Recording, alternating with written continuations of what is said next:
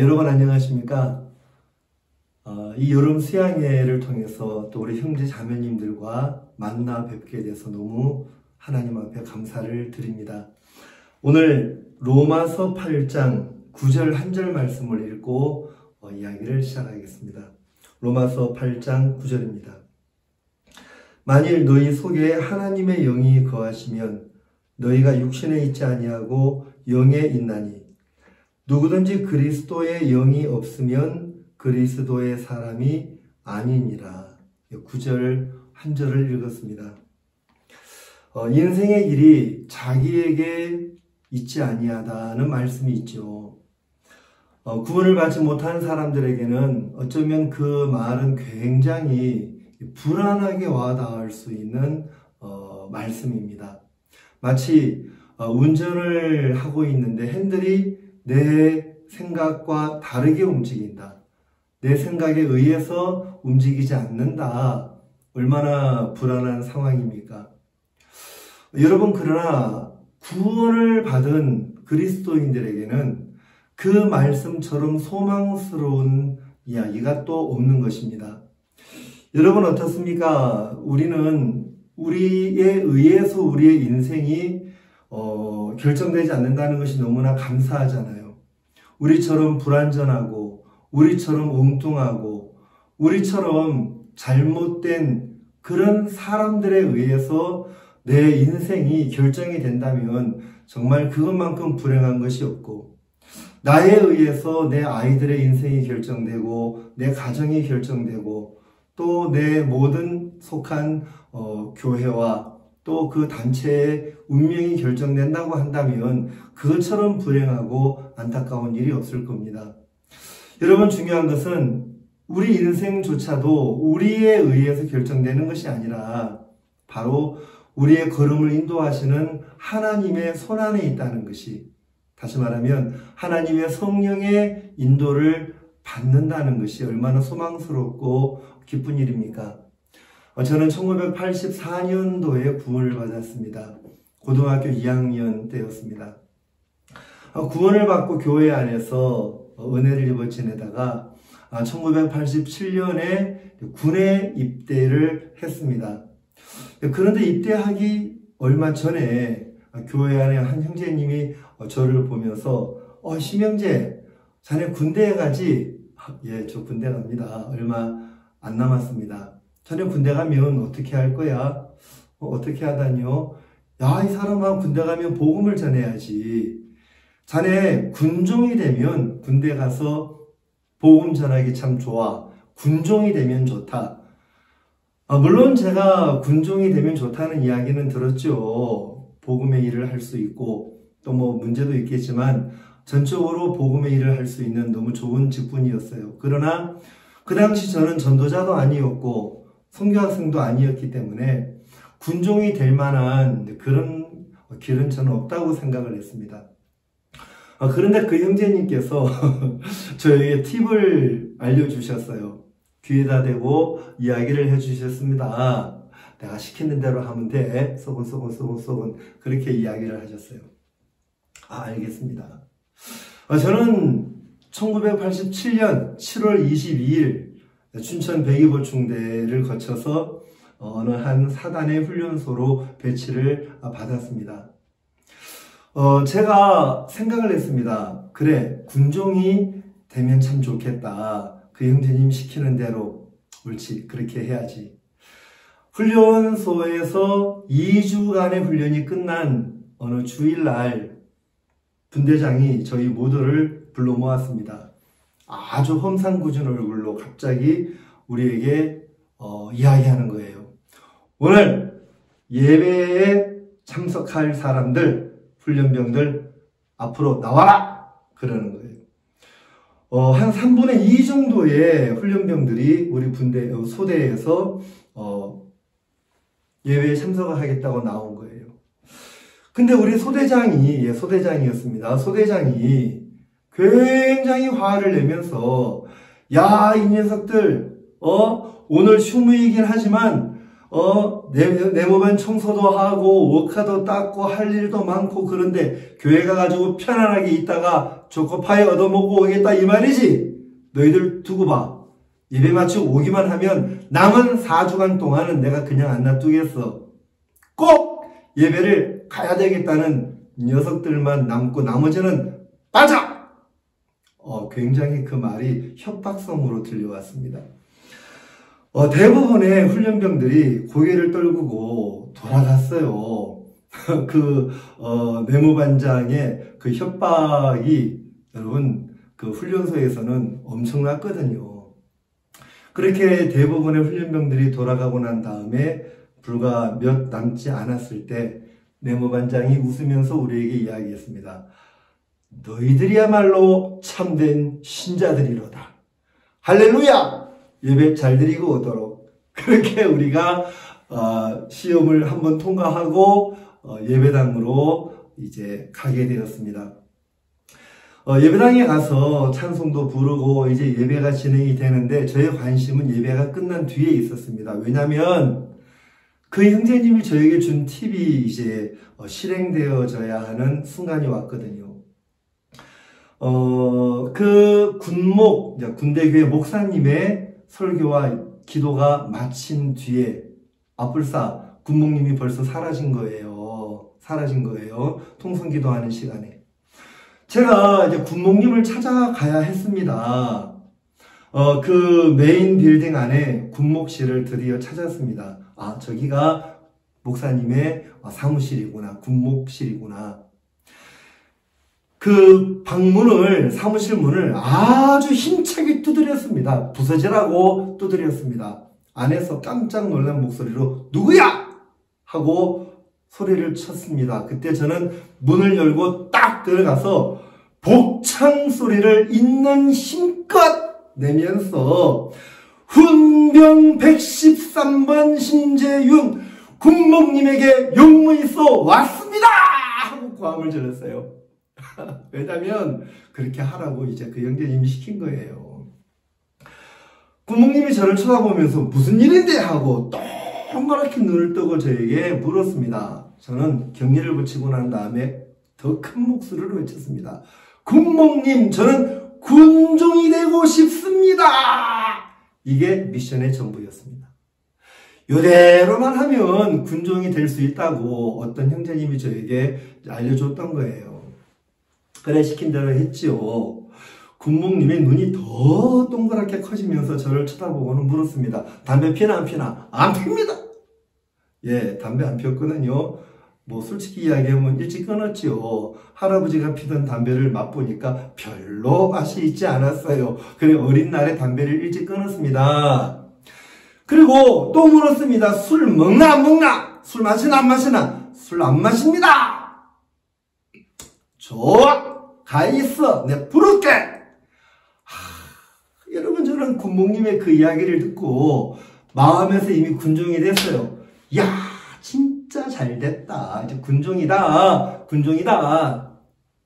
그렇게 이제 훈련소에서의 6주간의 훈련 기간이 다 끝나고 이제 그 마지막 퇴소식이라는 것이 그때 있었습니다.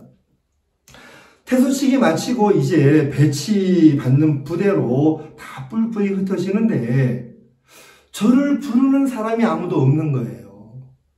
제 생각에는 저쪽 메인 빌딩 쪽에서 군종 한 사람이 뛰어와가지고 113번 연회 이렇게 이야기를 해줘야 하는데 버스가 와서 저를 줄을 세워서 야, 너도 여기에 줄을 서. 너 113번 맞지? 예, 그렇습니다. 빨리 버스 타. 아니, 저는 조금 기다려. 빨리 타!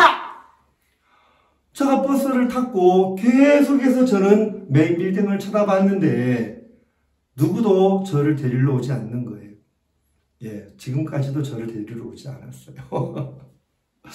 여러분, 저는 굉장히 큰 실망에 빠져버렸습니다. 아니, 군목님 나에게 분명히 약속해놓고 왜 나를 부르러 오지 않는 거야? 버스가 영문 바깥으로 나와서 속초 시내로 버스가 들어가더니 이제 우리는 육군에서 여러분 전투경찰이라고 아시죠? 저는 전투경찰로 이제 이렇게 옮겨지게 됐는데, 그때는 이제 내무부, 치안본부, 지금은 이제 경찰청 소속이죠. 그렇게 저를 이제 소관이 옮겨진 거예요. 치안본부에서 나온 그 당시 이제 교관들이 저에게 이야기했습니다. 여러분, 전투경찰로 복무하게 된 것에 대해서 굉장히, 여러분을 환영합니다. 저는 정말 마음에서 하나도 기쁘지 않았어요. 왜 하나님이 나에게 군종되는 길을 허락하지 않았지? 그 생각만 골똘하게 했죠. 이제 그분이 저에게 이야기했습니다. 여러분이 근무할 수 있는 3개의 도시가 강원도에 있습니다. 춘천, 원주, 그리고 강릉. 자, 여러분이 선택하는 곳에서 복무할 수 있도록 최대한 배려해 드리겠습니다. 요즘 군대는 참 좋아요 하면서 이야기를 하셨어요. 그래, 저는 그나마 춘천과 원주에는 우리 그 당시 굿뉴스 미션 교회가 있었고 또 서울과도 가까웠기 때문에 그렇게 1지망, 2지망을 썼습니다. 그런데 결정은 강릉으로 나게 되었어요. 되는 게 아무것도 없다고 생각을 했어요. 아니, 이렇게 결정을 내릴 바에 왜 근무지를 희망하는 곳을 쓰라고 그러는 거야. 진짜 뭐 마음에 들지도 않았고, 특히 하나님이 마음속에 너무나 원망이 되었어요. 저는 강릉으로 가면서 마치 하나님에게 버림받은 느낌이랄까요? 하나님 나를 돕지 않는구나. 심지어 하나님은 내가 복음 전하는 걸 싫어하는구나. 내가 복음 전하겠다고 군종된다 그랬지 뭐 편하게 지내겠다고 군종을 선택했나? 이렇게 이제 하나님 앞에 좀 뭐라 그럴까요? 좀 원망 겸 하나님한테 좀 불평이 제 마음에 가득했었어요. 저는 정말 절망스러웠습니다. 또 강릉에 있었던 그 부대가 창설부대였기 때문에 훈련도 심했고요. 또 선후배 간의 그 옛날 군대에 계셨던 분들은 알죠? 그 모종의 그 어떤 그 어려운 시간들이 굉장히 이렇게 또 심했던 부대이기도 했었습니다. 그러나 제가 좀 이제 결과를 먼저 이야기를 드린다면, 정말 제가 원하지 않는 부서였고 제가 원하지 않는 그런 도시로 저는 가면서 마치 내가 하나님에게 버려졌다는 생각 속에 있었어요. 여러분, 그러나 제가 제대할 무렵에 뒤를 딱 돌아봤을 때 저는 그 부대에서 실수도 많이 했고 참 문제도 많이 일으키고 그런 참 부족한 사람이었지만, 하나님은 그 부대 안에 제가 있는 동안 많은 그 사람들을 만나게 해주었고, 특히 복음을 전하고 같이 예배를 드리고 또 강릉의 교회가 개척이 되고 우리가 함께 교회에 가서 예배도 드리고 그렇게 하나님이 인도해 주셨거든요. 그리고 정말 놀랍게도 그때 구원받은 형제님들이 지금도 교회 안에서 장로님들로 또 형제님들로 세워져서 복음을 섬기고 함께하는 걸 보면 얼마나 감사하고 반가운지 모르는 거예요. 여러분, 정말 사탄은 우리 마음속에 할 수만 있다면 실망을 심으려고 하는 거예요. 야, 하나님 너를 돕지 않아. 하나님 너를 사랑하지 않아. 봐봐, 너가 기도한 대로 되지 않았잖아. 여러분, 물론 우리가 하나님 앞에 기도도 하고 또 소망을 갖고 그러지만, 하나 우리가 분명하게 알아야 되는 사실이 있다면 하나님은 나보다도 더 나를 사랑하시고 정말 내 계획보다도 더 높은 계획을 갖고 우리를 인도하시고 이끄신다는 그 믿음입니다.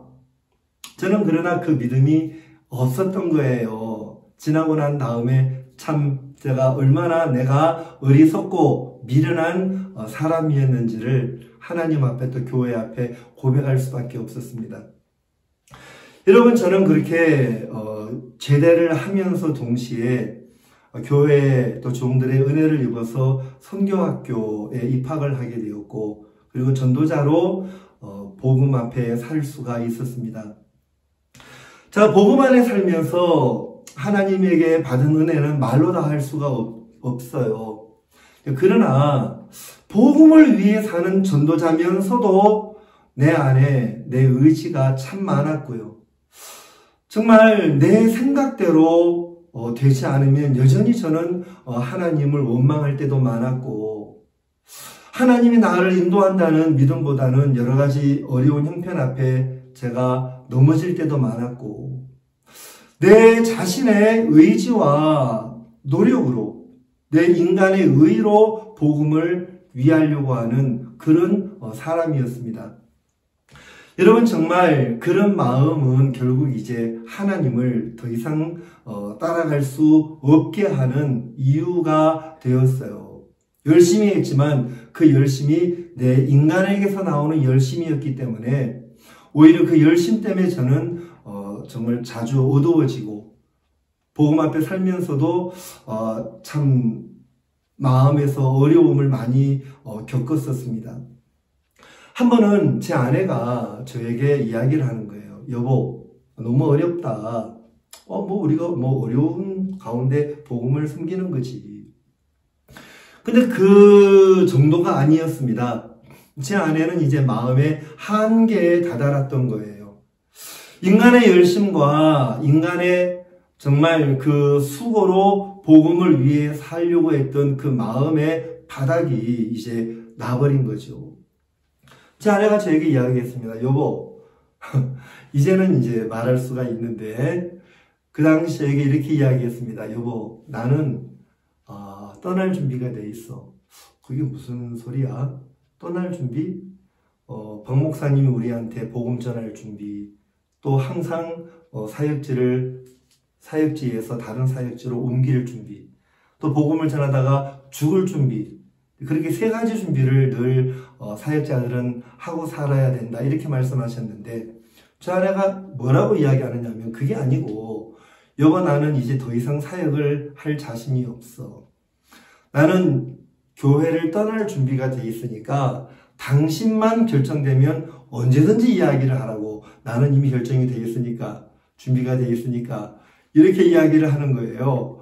제가 깜짝 놀랐지요. 그게 무슨 소리야? 하니까 제 아내가 하는 말이, 만약에 당신이 내 마음이 이렇다는 것을 다른 종들에게, 형제 자매들에게나 이야기를 하면 그날부로 당신하고 나하고는 이제 이거야. 이제 더 이상 얼굴 볼 생각하지 마. 알았지?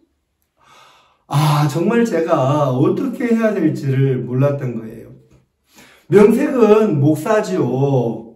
그리고 또 수양회를 가면 총무다, 복음반 강사다, 또 이렇게 직분을 주셔서 막 바쁘게 수양회소에서 종들과 함께 움직이고 또 복음의 일을 한다고 하는데, 문득문득 제 아내만 생각하면 머리가 아프고 어떻게 해야 될 줄을 모르겠는 거예요.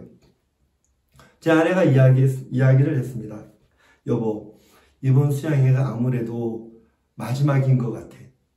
수양회가 끝나면 나는 이제 내 계획을 따라서 이제 살아갈 거야. 이제 그 이야기는 이제 어디론가 떠나자는 이야기였습니다. 이제는 말할 수 있습니다. 제 아내가 이야기를 했어요, 그렇게. 제가 그런 이야기를 듣고는 저도 이제 굉장히 마음이 이제 어렵죠. 어느 날 더 이상 제가 혼자서 그 이야기를 가슴에 담고 있을 수가 없었기에 제가 목사님에게 찾아갔습니다. 박옥수 목사님에게 찾아갔습니다. 목사님, 정말 죄송한 말씀인데요. 제 아내가 많이 어려워합니다. 제 아내가 시험이 들었습니다. 제가 목사지만 제 아내에게 어떤 도움을 못 주고 있습니다. 어떻게 하면 좋습니까? 그 당시에 목사님은 사실 어떤 표현을 하지 않으셨는데, 사역자 모임을 가지면서 사역자들이 믿음이 없다고 책망을 심하게 하셨어요. 저는 목사님이 나에게 믿음 없다고 책망하시는가 보다 그러면서 어떻게 하지 하고 제가 이렇게 더 큰 고민에 빠졌는데, 알고 보니까 그날 저녁부터 목사님은 저녁 시간에 말씀을 마치시고 난 다음에 제 아내를 부르셔서 개인 상담을 해주셨던 거예요. 그 다음 이틀째가 되었을 때 저를 부르셨습니다. 제가 사택으로 들어가 봤을 때 목사님은 제 아내에게 아주 진지하게, 목사님께서 막 아주 낮은 마음으로 막 토라져 있고 시험 들어 있고 얼굴이 붉게 달아있는 제 아내를 향하여 간곡한 모습으로 뭔가를 설명해 주고 있는 모습을 제가 보았어요. 자네도 여기 와서 앉게. 목사님이 제 아내에게 이야기하셨습니다. 김자매, 사역하려고 하지 말고 먼저 신앙을 해야 해. 신앙이란 건 말이야. 하시면서 조근조근 이렇게 설명을 해 주셨어요. 제 아내는 그냥 예 하고 이렇게 듣고 있더라고요. 그러다가 목사님이 김자매, 사역이 은혜인 것처럼, 죄송합니다. 신앙이 은혜인 것처럼 사역도 마찬가지야 하는 것 동시에 제 아내가 격려를 일으키는 거예요. 목사님, 사역의 사자도 꺼내지 마세요.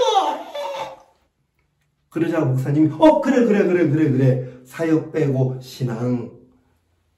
여러분, 이렇게 교제하셨다는 거 여러분 이해되십니까?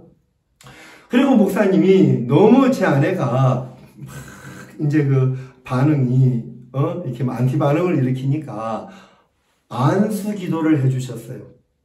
그날 그 자리에서 목사님이 안수 기도를 3번 해주셨다니까요. 3번. 왜냐하면 신앙 얘기할 때는 잘 듣다가 사역도 하는 그 순간 그러니까 그래 하고 안수 기도해 주셨어요. 3번이나. 나중에 제 아내가 하는 말이, 내가 귀신 들렸나? 왜 자꾸 안수해 주시지? 귀신이지 귀신. 그래, 이제 그렇게 목사님이 기도해 주시면서 간곡하게 이렇게 교제를 해 주셨는데 제 아내는 뭐 이렇게 마음을 바꿀 기미가 보이지 않았습니다. 목사님이 저에게 이야기하셨어요. 저 신목사 계속 이렇게 교제해. 그런데 제가 지금도 좀 이렇게 이해가 안 됐던 부분은, 목사님 얼굴에 수심이 있거나 정말 시험 들어있는 이 제자 부부를 보시면서 근심하시는 것이 아니라 굉장히 목사님은 평안해 하시고 얼굴이 환하게 그렇게 환하셨어요. 목사님 뭐 별로 근심 안 하시네. 어쨌든 그날 교제를 마치고 집으로 돌아가게 되었습니다. 저도 운전을 하면서 아무 말이 없었고요. 제 아내도 아무 말이 없었어요. 한 중간쯤 갔을 때 제가 제 아내에게 물었습니다. 여보, 목사님하고 이렇게 상담도 하고 오늘 귀한 교제도 나누었는데 좀 마음이 어때? 그때 제 아내가 뭐라고 했냐면 자꾸 아내 이야기 죄송하지만 이제 간증이기 때문에 드리는 겁니다. 나 이제 목사님에게도 드릴 말씀 다 드렸고 나 할 말 다 했어. 이제 집에 가면 짐 쌀 거야. 굉장히 제가 이제 실망이 돼버렸어요. 제 마음 안에 진짜 어렵다. 이제는 어쩔 수 없다. 이런 생각도 막 밀려오더라고요. 나 목사님에게도 할 말 다 했고 이제는 집에 가면 나 짐 쌀 거야. 그 의미는 이제 어디론가 떠나가겠다는 이야기겠죠. 그러면서 따라오려면 따라오고 따라오기 싫으면 혼자 해. 이제 이런 시국이었습니다. 그 당시가. 정말 제 마음이 이제 밑바닥까지 곤두박질을 쳐버렸어요. 정말 제 마음도 같이 어두워졌어요. 그렇게 이제 가고 있었는데 시내쯤에 차가 도착을 했을 때 제 아내가 차 좀 세우래요. 잠깐 물건을 살 게 있다고. 알았다. 제 아내가 차에서 내려서 물건을 좀 이렇게 사고 있는 그 사이에 저는 차 안에 혼자 앉아가지고 깊은 어두움 속에 제 마음이 젖어 들어가는 거예요. 어떤 방법도 없고 이제 아무런 길도 없었어요. 그런데 참 놀랍게도 그 순간 제 마음에 어떤 말씀이 하나 떠오르는 거예요. 이런 마치 제 귀에다 대놓고 누가 이야기하는 것처럼 제 마음에 말씀 하나가 떠오르는데 담대해라 그러시는 거예요. 담대해라? 순간 성경에 담대해라 하는 말이 많이 나온다는 건 알았지만 담대해라? 담대하라? 그 말씀이 어디 나오지?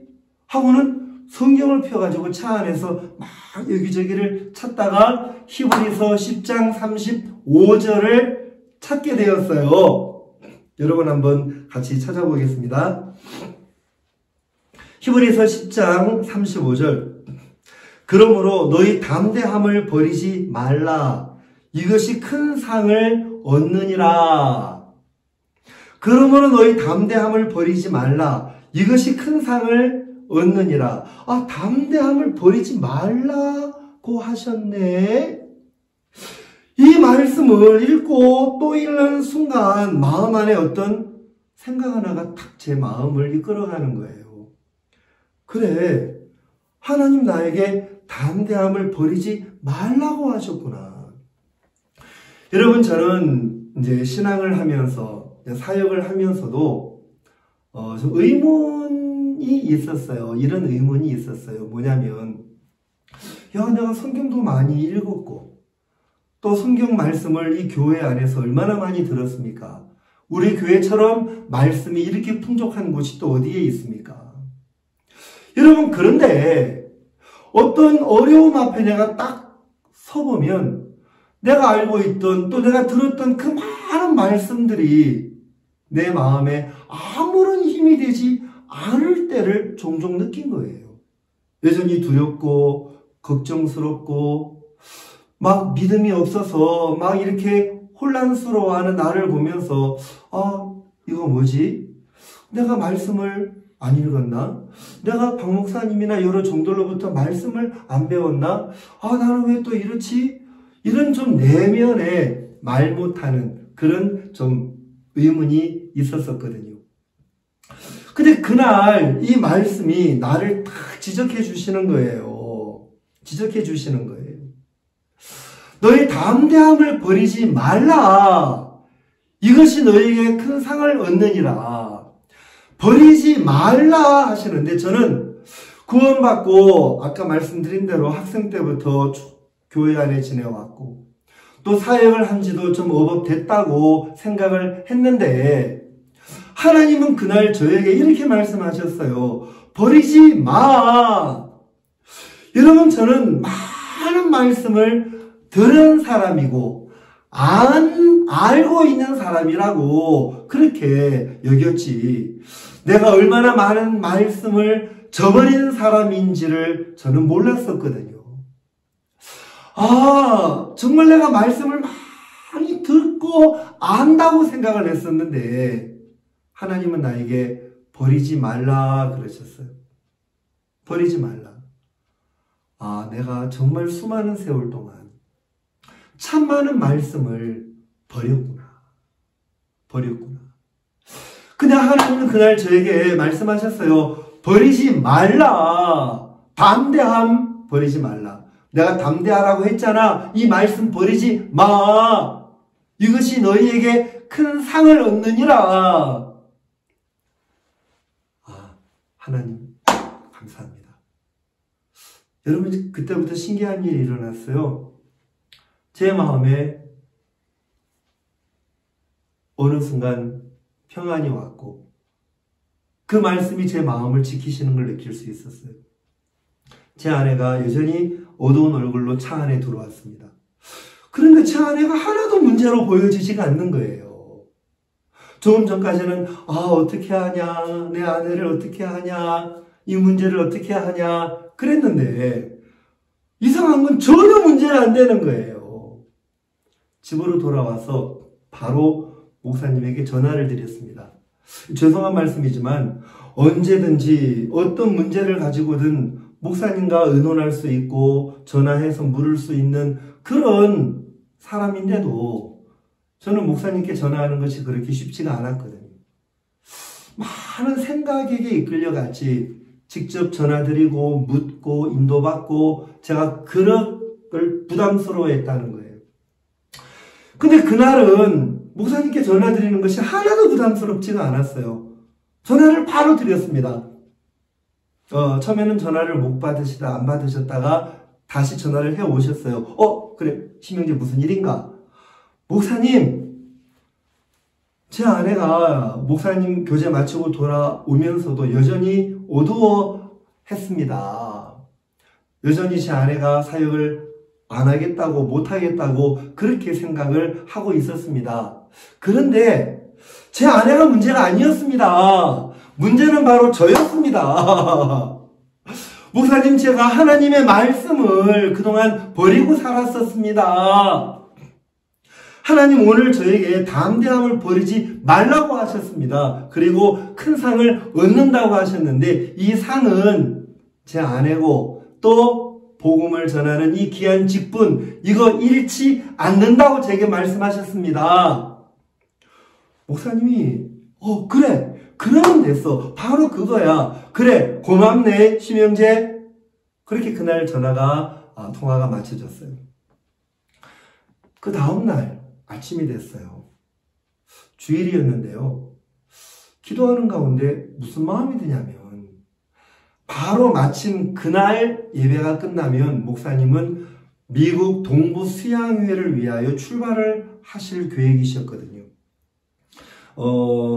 먼저 서부에 가셔서 LA에서 수양회를 인도하시고 그 다음에 남미에 있는 멕시코나 몇몇 나라에서 수양회를 하시고 일주일 뒤에 동부 즉 뉴욕으로 돌아오셔서 뉴욕 수양회 마치신 다음에 다시 IT 도미니카 캠프에 가시는 일정이셨어요. 그날 아침에 제 마음에 무슨 마음이 드냐면 우리 부부가 목사님이 계신 곳에 가면 살겠다. 목사님이 가시는 그 수양에 따라가면 우리 부부가 은혜를 입겠다. 그 마음이 막 일어나는 거예요. 저는 한 번도 그런 말씀을 들어본 적이 없는데 그날 처음 다시 전화를 드렸습니다. 목사님, 오늘 예배 마치시면 미국 출국하시죠? 그래, 그럴 계획이네. 목사님, 저희 부부도 목사님이 계신 그곳에 가고 싶습니다. 목사님 허락하시면 저도 제 아내와 함께 미국 수양회로 찾아가서 뵙겠습니다. 목사님 바로 말씀하셨어요. 그래. 그러면 자네 언제쯤 올 수 있겠나? 그러면은 일주일 뒤에 뉴욕 수양회로 오면 좋겠네. 그렇게 하게. 예, 목사님 감사합니다. 제 아내에게 이야기했습니다.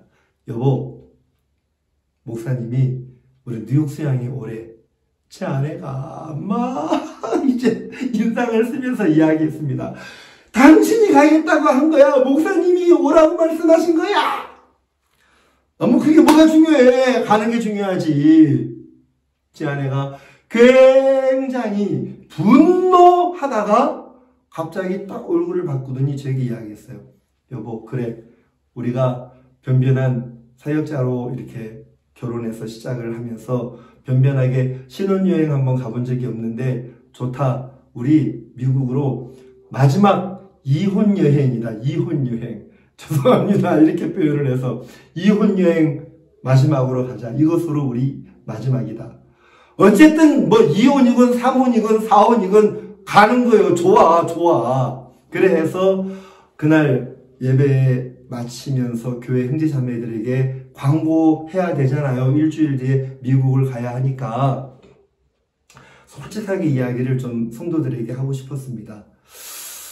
늘 믿음이 없어도 믿음 있는 사람처럼 보여야 했고 믿음 있는 이야기를 해야 한다고 늘 생각을 했었어요. 근데 그날은 그럴 수가 없었습니다. 형제자매들에게 솔직히 이야기를 했어요. 형제자매님 여러분 놀라지 말고 그냥 제 마음의 이야기를 들어주십시오. 사실 제 아내가 또 제가 시험이 들었습니다. 그래서 2차 절차 저차에서 일주일 뒤에 목사님이 계신 수양회 미국으로 가서 말씀도 듣고 인도도 받고 그럴 요량으로 출발을 하겠습니다. 저희 부부를 위해서 기도해 주시기 바랍니다. 그런데 저는 형제 자매들이 깜짝 놀랄 줄 알았는데 다들 무덤덤하게 이미 알고 있었다는 눈치인 거예요. 이건 또 뭐지? 하고 이제 이유를 알고 보니까 저희 부부가 수양관에서 어려워하고 목사님에게 교제받고 마음이 안 바뀌어가지고 막 이렇게 심퉁이 나 있고 이런 것을 이미 성도들은 다 알고 있었던 거예요.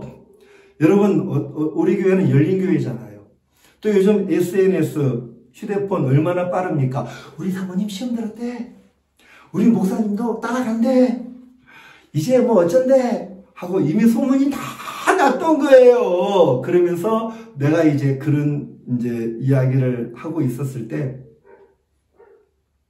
이미 알고 있었다는 그런 눈치였었어요. 그리고는 예배가 마친 다음에 감사하게도 몇몇 형제 자매님들이 저한테 다가오는 거예요.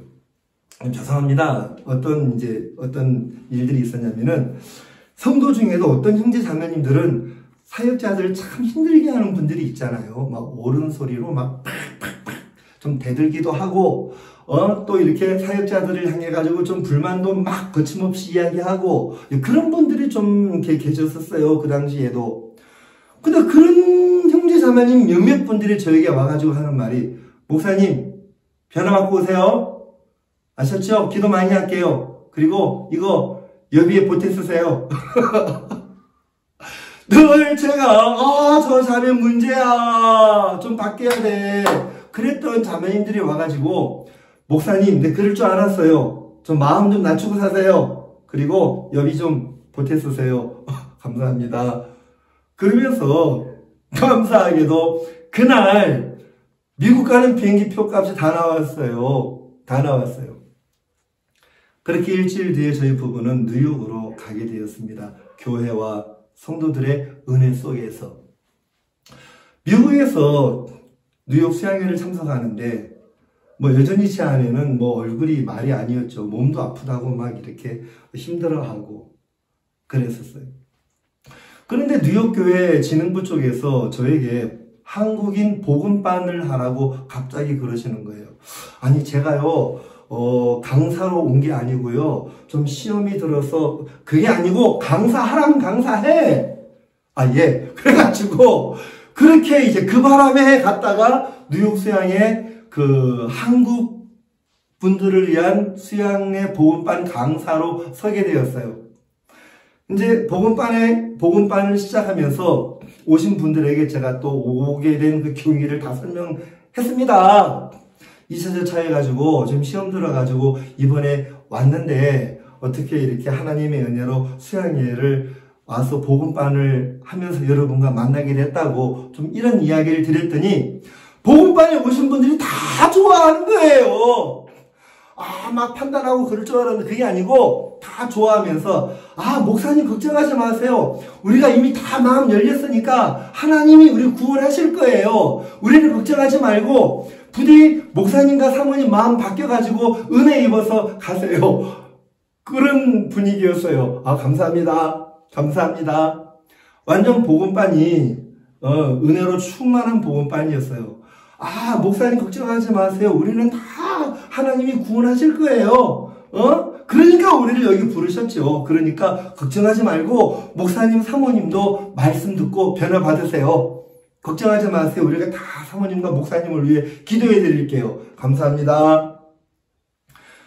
정말 교회가 얼마나 아름답고 좋은지 몰라요. 뉴욕 수양회가 그렇게 맞춰졌고요. 저희는 목사님과 함께 또 여러 선교사님들과 그라시아 합창단과 함께 IT로 이제 건너가는 날이 되었습니다. 여전히 제 아내는 많이 힘들어했고요. 몸도 마음도 지칠 대로 지쳐서 이제 저만 보면 이제 바가지를 많이 긁었었어요. 비행기를 딱 이제 타는데 목사님이 맨 앞자리에 앉아 계셨어요. 먼저 오셔서 자리를 잡으신 거예요. 근데 이제 저 아내가 목사님을 탁 이렇게 마주치는 순간 고개를 푹 숙이고 안으로 빨리 이렇게 도망가듯이 가더라고요. 뭐 그렇게 이제 비행기 자리를 잡았죠. 그 당시 조금 이렇게 저도 제 아내하고 이렇게 말다툼도 좀 하고 좀 별로 이렇게 분위기가 안 좋았는데 갑자기 제 아내가 저에게 그러는 거예요. 여보, 왜? 내가 말이야, 사역은 안 하더라도 신앙은 해야 되잖아. 그렇지. 뭐 사역은 안 하더라도 신앙은 하는 게 맞지.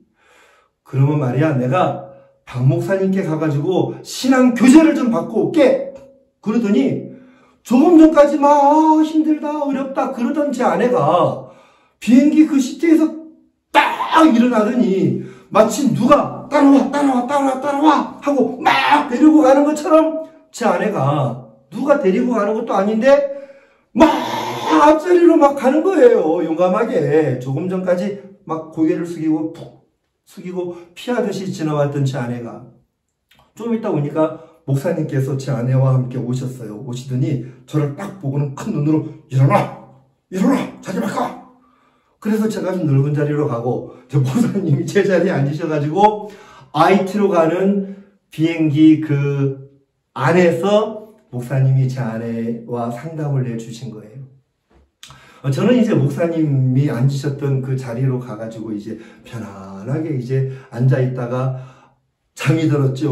너무 편안한 자리라서 잠이 들었는데 이제 얼마간의 교제 뒤에 목사님께서 오셔서 저를 깨우셨어요. 어이, 일나. 어이, 신목사, 내가 교제를 좀 해줬네. 아, 예, 목사님 감사합니다. 그리고 제가 이제 자리로 돌아왔는데요. 제 아내가 이렇게 눈물을 글썽이면서 저를 보고 이야기하는 거예요. 여보 너무 감사해. 너무 하나님 앞에 감사해. 그래, 감사하지. 무슨 일이 있었던 거야? 여러분, 교제는요, 그 당시에 이런 농담이지만 이런 얘기가 있었어요. 13,000m 상공에서 교제가 아주 좋은 교제다. 그래, 하나님과 가까워. 하나님이 물론 저 하늘에 계신다고 말할 수는 없지만 어쨌든 그 높은 곳에서 비행기 안에서 그날 그렇게 강팍하고 바뀌지 않을 것만 같았던 제 아내의 마음이 와르르르르르 무너지면서 정말 나를 이렇게 불순종 가운데 가두신 분은 바로 나에게 긍휼을 베풀기 위함이셨던 거야. 그러면서 제 아내의 마음이 완전히 달라져 있었어요. 얼마나 감사합니까? 저도 너무너무 행복했고요. 그리고 과연 IT에서 참 지내면서 또 도미니카 이어서 또 목사님과 함께 캠프에 참석하면서 정말 신혼여행 아니라 뭐 이거는 뭐 거의 뭐 천당 만당 여행을 하는 것 같은 그런 말씀 안에서의 행복하고 감사한 그런 시간을 갖게 된 거예요. 여러분, 정말 하나님이 나에게 큰 상을 주셨습니다. 제 아내의 마음을 얻게 하셨고요. 그리고 또 이 귀한 복음을 계속해서 전할 수 있는 이 은혜를 하나님께서 큰 상으로 저희 부부에게 주신 거죠. 그로부터 수년이 지난 어느 날 교회는 저에게 아프리카 선교사로 파송을 해 주셨습니다. 처음에는 2016년 2월 달에 남아공으로 저를 보내주셔서 남아공에서 1년 조금 넘는 시간을 가졌고요. 그리고 저를 짐바브웨로, 지금은 제가 짐바브웨에 이제 왔는데요. 짐바브웨로 저를 보내주셨습니다. 사실 제가 짐바브웨로 가라는 그 말씀을 들었을 때 굉장히 제 마음에 좀 이렇게 부담이 많았습니다. 나는 영어도 잘 못하는데, 그리고 정말 선교사로 일하기에는 나이가 참 많은데 남아공에서는 어떻게 이렇게 일을 하고 지낼 수는 있었지만 짐바브웨는 전기도 사정이 안 좋고 물 사정도 안 좋고 또 막 아주 열악하다고 하는데 또 제가 남아공에 있으면서 또 여러 번 짐바브웨를 방문하면서 짐바브웨 상황을 잘 알고 있었거든요. 그때 짐바브웨에 사역을 하고 있던 선교사님이 있었었는데 제가 교제를 참 많이 해주었어요. 어이, 한전도사, 형편을 보지 말고 하나님을 바라봐. 전기 없는 거 문제 안 돼. 하나님 계시잖아. 물 좀 없다고 그게 뭐 문제인가? 비자 없다고 야 하나님이 다 주셔. 걱정하지 말고 자네 하나님을 바라봐. 교제 참 많이 해주었거든요. 근데 어느 날 군대에서 사수, 부사수, 임무교대 사격장에 가면 그런 거 있어요. 있는 것처럼 어느 날 그 전도사는 남아공 프레토리아로 오고 프레토리아에 있던 저는 짐바브웨로 가고 사수, 부사수, 임무교대가 된 거예요. 내가 교제를 참 많이 해주었는데 짐바브웨로 내가 막상 간다고 하니까 뭘 어떻게 하지? 내 아내는 허리도 많이 아픈데 또 전기 깜깜한데 이거 어떻게 해야지? 야 나는 영어도 잘 못하는데 비자 때문에 앞에 있던 선교사들이 어려움이 참 많았는데 나는 영어도 못하는데 비자 이거 어떻게 해야지? 야 진짜 어렵겠다. 부끄럽지만 여전히 나라는 사람은 믿음이 있거나 복음을 향하여 뭐 이렇게 담대하게 달려나가거나 그럴 수 있는 존재가 여전히 나라는 존재는 아니었습니다. 그런데 하나님께서 조금 전에 제가 간증을 드렸던 것처럼 난 군중이 되고 싶었지만 군중이 되지 않았죠. 나는 정말 그 강릉이라는 도시에 가고 싶지 않았지만 하나님 강릉으로 인도하시면서 당신의 계획을 따라서 저를 인도해 주셨어요. 또 저와 제 아내는 이 복음을 등지고 이 사역을 등지고 우리 욕망을 따라서 우리 육체의 생각을 따라서 그렇게 떠나가려고 했던 그런 사람이었지만 하나님의 성령께서는 그런 우리를 이겨주시고 그런 우리를 무시해 주시면서 지금처럼 행복하게 살 수 있도록 인도해 주셨거든요. 제가 짐바브웨로 오는 차 안에서도 여전히 많은 걱정을 했습니다. 앞으로 비자를 어떻게 하지? 어떻게 몇 개월은 지낼 수 있다마는 이 비자 연장이 안 되면 또 나도 다른 앞에 있던 선교사들처럼 쫓겨날 텐데 어떻게 하지? 나는 영어도 완전 발바닥인데 내가 어떻게 복음을 전하지? 영어 단어 하나 외우면 2개 도망가고 2개 외우면 4개 도망가고 이런 상황인데 어떻게 내가 영어로 복음을 전하지? 많은 생각이 있었습니다. 짐바브웨로 국경을 넘어서 오니까 리얼 아프리카가 펼쳐지는 거예요. 도로도 아프리카 전형적인 도로. 여러분 연상되십니까? 그러나 하늘은 그렇게 아름답고 별들은 반짝일 수가 없었어요. 차 안에서 유일한 위안은 목사님의 설교를 듣는 거였어요. 주일날 설교를 이렇게 차 안에서 들었거든요. 목사님의 말씀을 듣고 있는데 로마서 2장 4절의 말씀을 어떤 감정 속에서 언급하셨습니다. 우리 로마서 2장 4절을 같이 찾아보겠습니다. 로마서 2장 4절 제가 읽겠습니다. 혹 내가 하나님의 인자하심이 너를 인도하여 회개케 하심을 알지 못하여 그의 인자하심과 용납하심과 길이 참으심의 풍성함을 멸시하느뇨. 목사님은 어떤 간증과 함께 이 말씀을 읽어주셨는데 제가 그 차 안에서 그 짐바브웨 아프리카 짐바브웨의 그 깜깜한 그 도로를 운전 중에 있으면서 이 말씀을 들었습니다. 이 말씀은 제 귀를 통해 제 마음을 후벼들어 오는 거예요. 혹 내가 하나님의 인자하심이 너를 인도하여 회개케 하심을 알지 못하여. 그래. 저는 때때로 내가 믿음을 가져야 돼.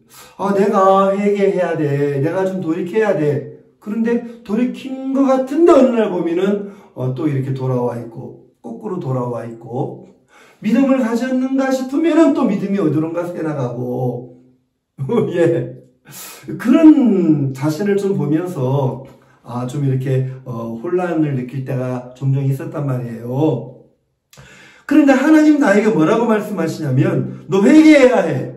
너 회개해야 해. 너 회개 꼭 해. 이렇게 말씀하시는 게 아니고 하나님은 이렇게 말씀하셨어요. 하나님의 인자하심이 너를 인도하여 회개케 하심.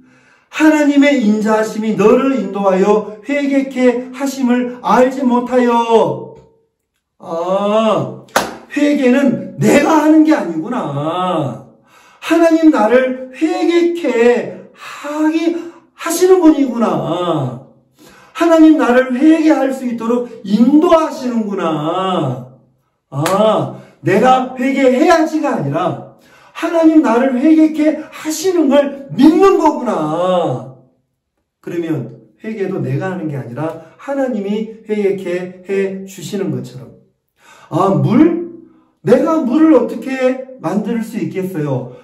물을 주실 하나님, 전기를 주실 하나님, 특히 비자를 주실 하나님, 비자를 얻게 하실 하나님을 내가 안 믿으니까 내가 하나님을 멸시하고 두려워하면서 하나님을 무시하고 걱정하면서 하나님을 멸시하고 그랬구나. 비자나 물이나 전기나 언어가 문제가 아니라 이 모든 것을 능케 하실 하나님을 내가 멸시했구나. 그래, 나를 이 아프리카에, 이 짐바브웨에 보내시는 분은 하나님이야. 그리고 나는 믿음이 때로 있어 보이고 또 없는 것 같고 그렇지만 나를 보내시는 종과 교회는 믿음으로 나를 보내는 거야. 내 믿음 말고 교회와 종의 믿음으로 내가 여기에 오는 거야.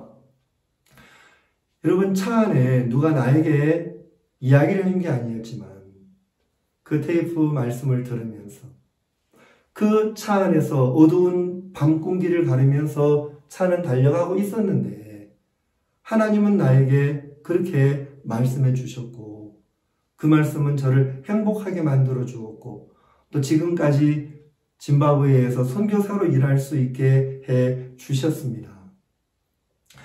여러분, 저는 1984년도에 구원받았습니다. 여러분 다 구원받으셨죠? 여러분, 구원받은 그날부터 하나님은 우리를 고아처럼 내버려 두지 않으신다고 하셨습니다. 그분 우리와 함께 하시면서 정말 내 안에 있는 많은 생각들은 옛날 버릇을 쫓아서 여전히 거스리고 여전히 하나님을 대적하고 여전히 복음을 정말 싫어하는, 하나님을 싫어하는 그런 근본의 육을 가진 인간이지만 그런 육을 이겨주신 영이 내 안에 계셔서 나를 이겨주시고 나와 싸워주시고 나를 이겨주시고 나를 육신으로 살게 하지 아니하시고 영에 있게 하시고 영으로 살아갈 수 있도록 인도해 주신 거예요. 그게 얼마나 감사하고 감사한지 말로 다 할 수가 없는 거죠. 오늘 로마서 8장 이 말씀 우리 소두에 읽었죠. 다시 한번 제가 읽어보겠습니다.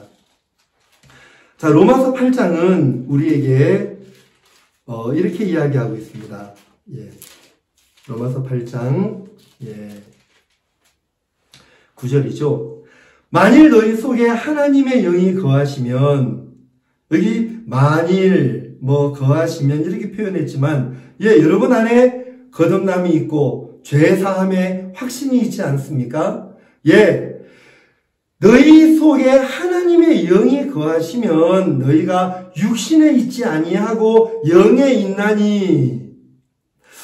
여러분, 사단은 우리에게 이야기하죠. 이미 예수님이 우리의 죄를 사해 놓으셨지만 야, 너 죄인이야.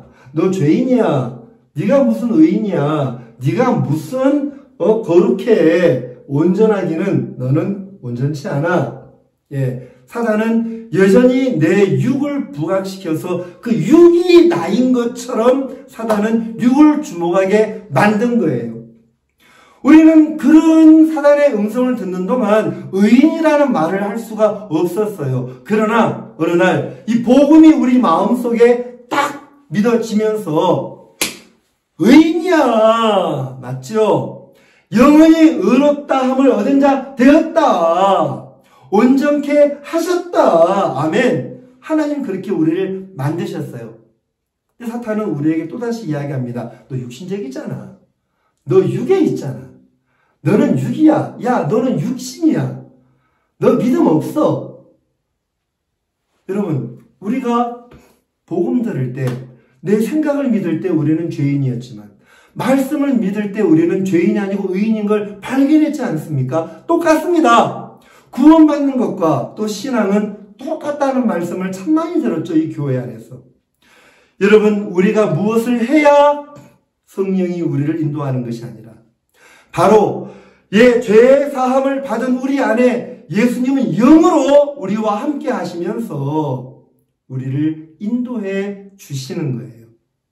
성경은 이야기합니다. 만일 너희 속에 하나님의 영이 거하시면 너희가 육신에 있지 아니하고 영에 있나니. 여러분, 영에 있습니까? 육신에 있습니까? 하나님의 영이 너 안에 거하시면 육신에 있지 아니하고 영에 있나니라고 이야기했습니다.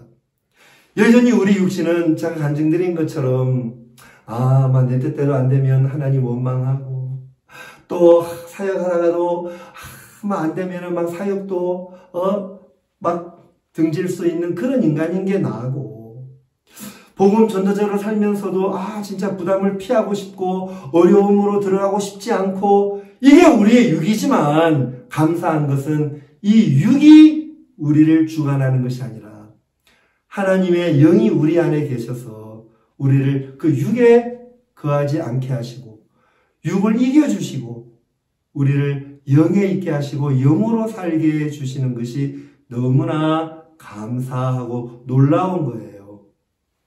이번 수양회를 통해 비록 우리가 직접 옛날처럼 대덕수양관에서 또 강릉수양관에서 함께 웃고 마음을 나누고 직접 피부로 느끼고 마음을 나누고 교제하는 그런 분위기를 가질 수는 없지만 또 이렇게 온라인을 통해서 여러분과 만날 수 있고 또 풍성한 하나님의 말씀을 우리가 편안하게 방 안에서 또 차 안에서 어디에서든 또 일터에서라도 우리가 이 말씀을 들으면서 이 하나님의 은혜 안에 우리가 젖을 수 있다는 게 얼마나 감사하고 놀라운지 모르겠습니다.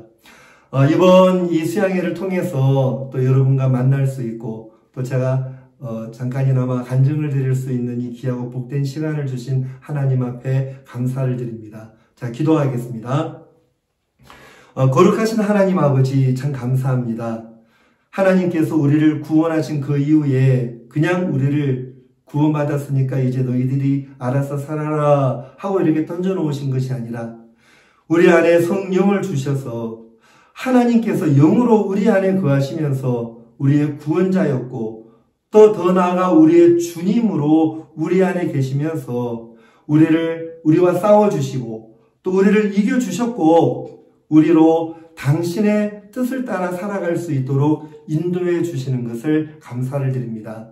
이 귀하고 복된 수양회를 주신 것을 감사하고 이 수양회를 통해 듣는 귀한 말씀과 이 교제가 우리를 더 하나님 안에서 아름답게 하고 복되게 하실 줄을 믿습니다. 감사와 영광을 돌립니다. 예수님의 이름으로 기도를 드립니다. 아멘. 대단히 감사합니다.